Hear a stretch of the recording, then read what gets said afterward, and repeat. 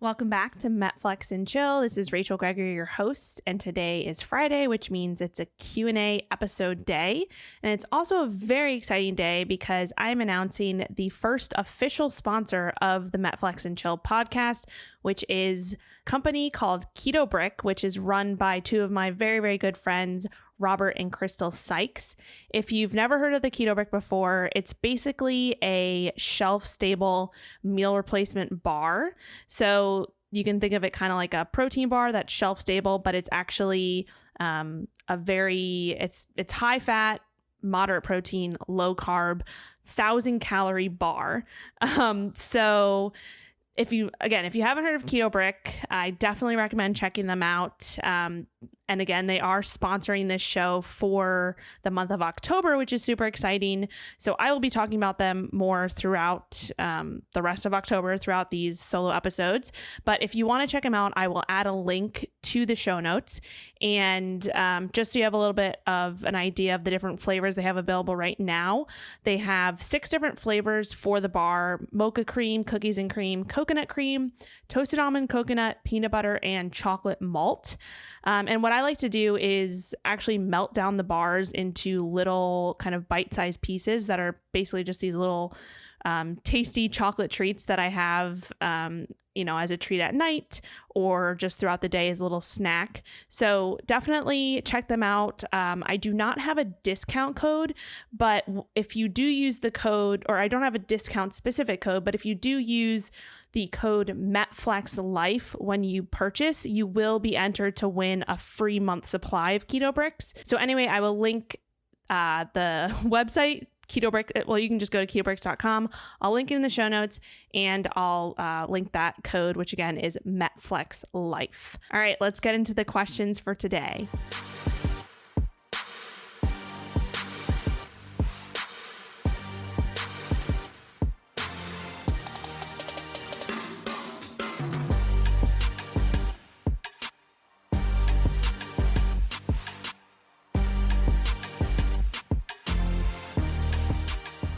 All right, the first question: when tracking heart rate during cardio, is the benefit in keeping the heart rate up for a period of time, or being able to rev it up and take it back down efficiently that makes the most impact?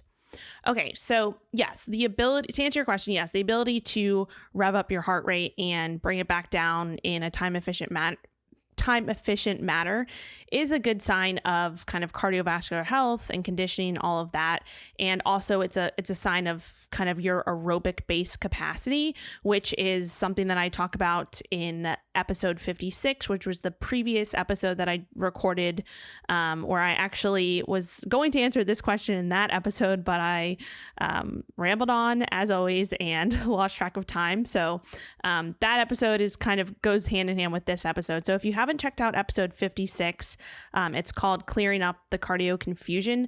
I'll link that in the show notes. Definitely check that out because it kind of lays the ground for answering this question as well.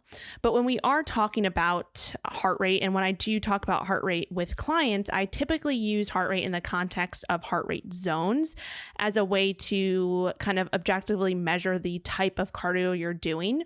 Again, in episode 56, I take a deep dive into the different types of cardio and the different energy systems that kind of line up with the different types of cardio that we talk about.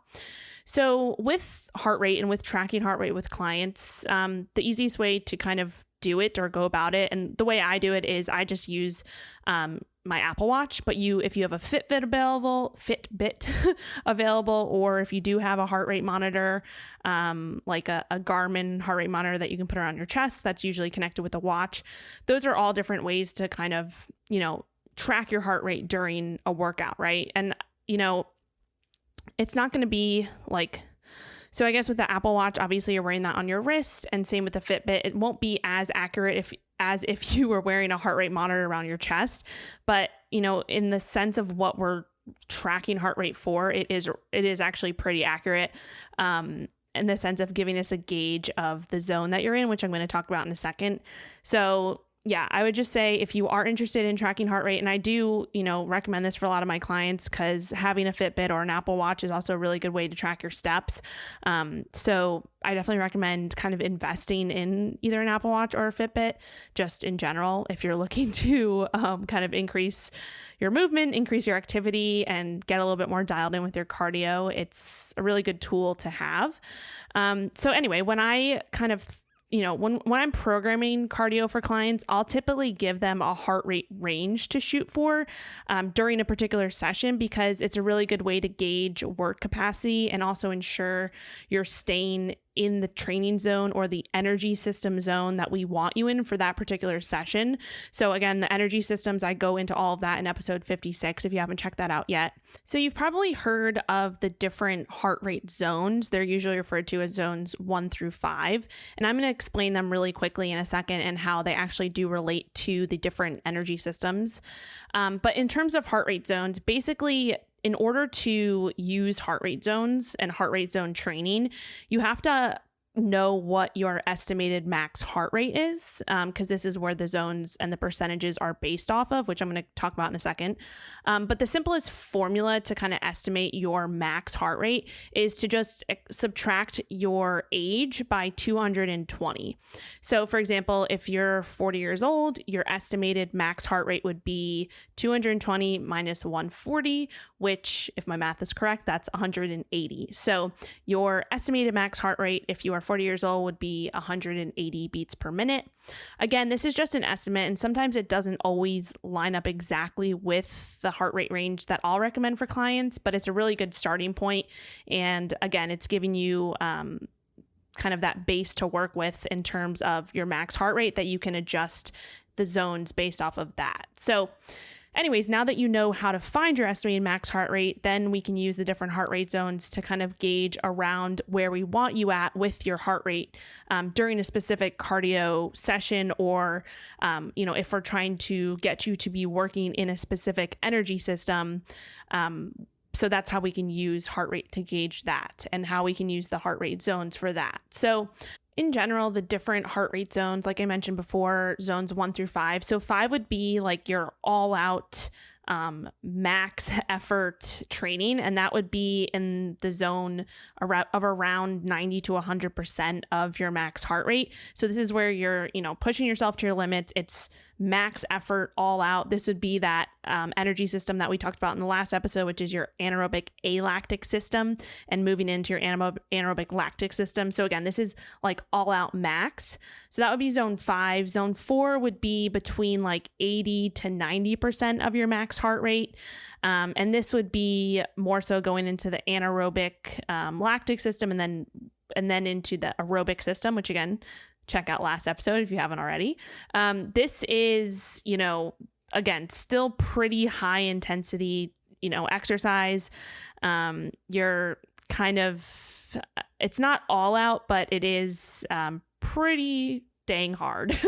So that would be zone 4. So again, around that 80 to 90% of your max heart rate. And then the zones just kind of go down from there. So down to zone 3 would be around 70 to 80% of your max heart rate. And it's challenging, but you are more in that aerobic system. You can think about zone 3, like you're able to speak, maybe you can say a sentence or a few words, but it's still pretty hard. And then if we get into zone 2, that's more of like 60 to 70% of your max heart rate. This is more so a sustainable zone. So this would be more of that like steady state cardio. And then zone 1 would be that 50 to 60%. So this is like very, very light, kind of like a warm up or a cool down in terms of cardio. So yeah, those are the zones 1 through 5. 5 is obviously the max. And 1 is the very light cardio. And just to kind of reiterate, zone 5 would be around 90 to 100% of your max heart rate. Zone 4 would be around 80 to 90% of your max heart rate. Zone 3, 70 to 80% of your max heart rate. Zone 2, 60 to 70% of your max heart rate. And zone 1, 50 to 60% of your max heart rate. So I would say that, like, for example, if we're talking about steady state, low intensity cardio, that would probably be around zone 2, maybe a little bit into zone 3. And so when I say percentages of your max heart rate, I mean that you would just literally take your max heart rate, which we established for someone who is 40 years old, their max heart rate would be 220 minus 140, 220 minus 40. I think I misspoke on that before. That's my fault. So 220 minus your age, 40, would be 180. So 180 would be your max heart rate. And then if you were looking to be, say, in zone 2, you would take 60 to 70% of 180, and that would give you your zone 2 training. Or training for zone 2. And again, this is just a range and it's an estimate, but it's a really good place to start. It's a really good way to gauge what energy systems you are primarily using when your heart rate is at that specific or in that specific zone. So again, with clients, I use heart rate zones as an objective metric to help manage the prescribed energy systems that I'm trying to have them work in. So whether I want them doing low intensity, steady state cardio, high intensity, moderate, again, go back to episode 56 if you have no idea what I'm talking about. I talk all about that in that episode. But heart rate zones are a really good way to gauge that, and they give you that objective metric. And like for me, when I'm like, for example, when I'm doing, a treadmill workout or a bike workout or any cardio workout that I'm doing, I always have my, like for example, I use my Apple Watch and I set it to the setting of whatever I'm doing, and that will have my heart rate up the whole time so that I can just kind of peek at it every few minutes and make sure that I'm in the zone that I'm supposed to be in as I'm performing that cardio training. So hopefully that gives you a little bit of insight into how I typically program or typically use heart rate zones and heart rate with my clients. But in the original question, when you did mention, is there a benefit to being able to rev up your heart rate and bring it back down efficiently? Yes, because that is a good sign of, like I said, your aerobic base and your aerobic capacity and your ability to kind of recover from that bout of exercise better than someone who might take a little bit longer to bring their heart rate back down to baseline. So hopefully that makes sense. Hopefully that answered your question about using heart rate to kind of gauge different types of cardio. Okay, next question. How often do you take a deload week when you're lifting to gain muscle? And do you eat differently during the deload week? Okay, so first of all, if you're listening and you don't know what a deload week is, it's basically you're just purposely taking a break from your training. So you're purposely dropping volume and or intensity for a week of your training, right? So really, this is it's super important to incorporate deloads in any training that you're doing, just so that you can effectively manage fatigue and manage recovery. And when I say fatigue, I'm not just talking about like physical fatigue, but also mental fatigue as well. Even if you're someone like myself who loves going to the gym every single day, loves lifting, it's my favorite time of the day, I can still and you can still get burnt out from this.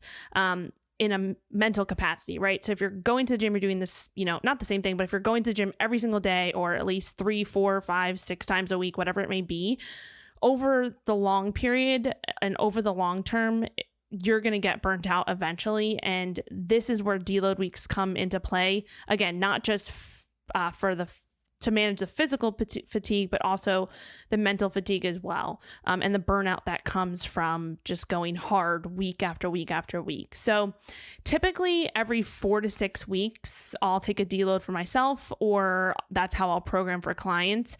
It depends on like what type of training you're doing and depending on your training phases. So for example, I was doing an upper lower split 4 times per week for a really long time. And then 2 months ago, I switched to 5 times per week, and I'm following a different type of kind of progression. So anyway, for a long time, I was doing a deload every 4th week, but now I'm doing a deload every 6th week. But within my training right now, I'm actually ramping up my RIR, or my reps in reserve, on a weekly basis. So that gets into a little bit more of the weeds of it, but just in general, taking a deload week, a good rule of thumb is about every 4 to 6 weeks. You could go, 8 weeks. That's a little bit longer, but I would say like no more than 8 weeks without a deload, especially if you are lifting consistently, you're following a program. If you're lifting anywhere from like 3 to 6 times per week, you should definitely be incorporating a deload week, every 4th, 6th, or the max 8th week. Again, this is super important to help manage fatigue, manage recovery, all of that. And basically with a deload, I don't even remember if I mentioned this yet, but you're just dropping your volume and you're dropping your intensity. Your workout should be a lot shorter. You can have a little bit more fun, with what you're doing. I know for me during my deload weeks, they're a little bit more fun. My workouts are half as long. I'm kind of just going in. I'm not, I don't have obviously a lot of super high intensity work. It's more just going in, enjoying myself, playing around a little bit, still kind of going through the motions, getting a little bit of a sweat on, working my muscles, getting blood flow going, things like that. But it's very, very less intense and the volume is kind of cut in half usually. And so that's what a deload week looks like for me and for what I kind of program for my clients. And to answer the second part of this question, which was, do you eat differently during the deload week? So this depends. It really depends where you're at and what your goals are. It always depends what your goals are. So typically I would say no, but sometimes yes. So for example, for me, actually right now I'm in a building phase, or what we call lean gains phase. So that means that I'm in a slight surplus in terms of my food intake and my fuel intake. And I'm in a slight surplus, so that means that I'm consuming a little bit over my maintenance calorie intake. And again, maintenance is just the amount of calories that you can consume to maintain your weight, basically. So I'm consuming a little bit more than that because I am trying to put on a little bit more muscle and I'm trying to create the most optimal environment to do that. And being in a slight surplus will create that optimal muscle building environment. So I won't get into too much of that, but to answer your question, right now during my quote unquote regular weeks of training, I'm in that slight surplus. So when I do a deload week, the goal is to bring my calories back to maintenance because it just makes sense. I don't need as much fuel and food to fuel my deload week workouts because the volume's cut in half, the intensity's reduced a lot. My workouts are half as long, and so I don't need as much kind of energy to fuel those workouts. Recovery is a lot better just in general because, again, volume's dropped, intensity's dropped, so I don't need as much fuel to recover. So it makes sense during a building phase or lean gains phase to bring your calories back to maintenance if you are in a slight surplus or if you are in a quote unquote building phase.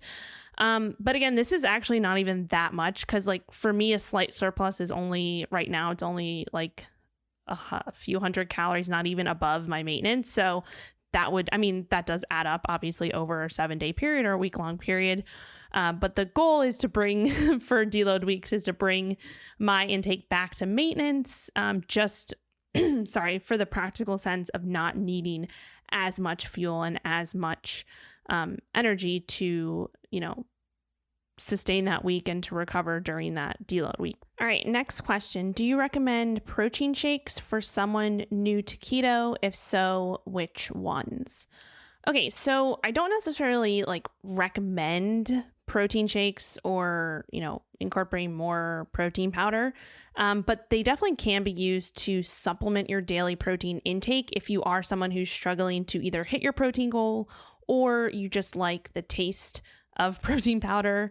For example, using it to make protein ice cream or baked goods or whatever it is, or if it's just more convenient for you. But when it comes to protein shakes and incorporating protein powder and protein supplementation and things like that, I really want to make sure that you are focused first on real food, right? So that should be, we always talk about the 80-20 rule on this show. So 80%, at least 80% of your food during the day should be whole foods as close to nature as possible.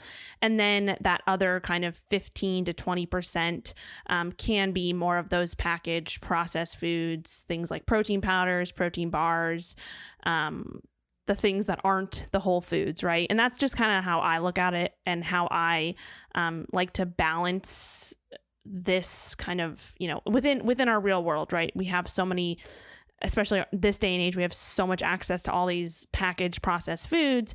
And so saying, I'm going to be 100% whole food all the time is probably not realistic in where we're at right now in our in America, or if you're not in America, just in the world. It's just not realistic. And so it tends to be more restrictive. And yeah, so that's kind of how I look at it and how I recommend my clients to look at it, because if 80 to 90% of your food is made up of whole foods throughout the day, you're doing pretty good. And so you should be able to, process, or you should be able to incorporate, 10 to 20% foods that are, more packaged or processed or whatever. Anyway, I can go on a tangent about that, but that's kind of what I would focus on first. And then also another thing to kind of think about when we're talking about incorporating protein powder or more processed foods into your diet versus whole foods, protein powder is already broken down for you, right? It's already processed. So if we're thinking about digestion, and I talk about this a lot, I've talked about this on my blog a lot. I actually have a blog that goes into the 4 reasons why all calories are not created equal. And it talks a little bit about digestion and things like that. So I'll link those blogs in the show notes. But if we're talking about the difference between whole food protein versus like processed protein powder, that whole food protein is going to take a lot more energy for your body to break down in the digestion process. So for example, if your goal is fat loss and you are trying to, quote unquote, burn some extra calories, consuming tons of already processed protein is probably not going to be as advantageous for you versus consuming protein like, chicken and beef and eggs and things like that take more energy to actually break it down in the digestion and absorption process. So that versus, protein powder, which is already kind of pre-digested for you because it's already broken down so much that it doesn't take as much energy to break it down. So obviously this is what we call the thermic effect of food, so TEF. And again, I'll link those blog posts in the show notes. So we know in general that protein has the highest thermic effect of food, but we can dive into that even further when we're talking about whole foods versus processed foods. So anyway, it would just make more sense if you are, looking to squeeze as much kind of energy burn or calorie burn out of the foods you're eating as much as possible, then it would make sense to have more whole foods throughout your day, because it literally takes more energy for your body to break down those whole foods and, that steak versus that protein shake. And it would be more advantageous for you in the long run. Again, it's not like a huge difference from meal to meal. It's probably a small difference, but that's going to add up over the course of the day, over the course of the week, and over the course of the month. And then the next thing I would also just think about is drinking your calories versus eating your calories. So I personally don't like to drink a lot of my calories just because I enjoy eating. So when I use protein powder, I never actually just put a scoop of protein powder in water and drink it. I don't think I've done that for probably maybe 6 years.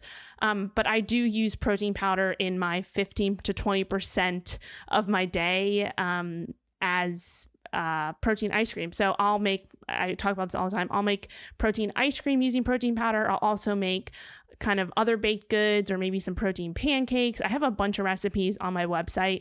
I will link those in the show notes. So I'll link the recipe to the protein ice cream recipe that I make all the time. I'll link the protein pancakes recipe, and I'll also link, there's another recipe that I make often. It's protein muffins. So I'll link all of those in the show notes if you're interested.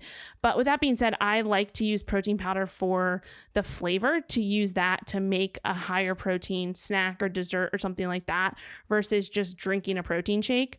So that's typically how I use it. And I think you asked also like which ones would I recommend. So in general, my favorite brands right now for protein powder are the Perfect Keto Whey Protein and Collagen Protein Powder.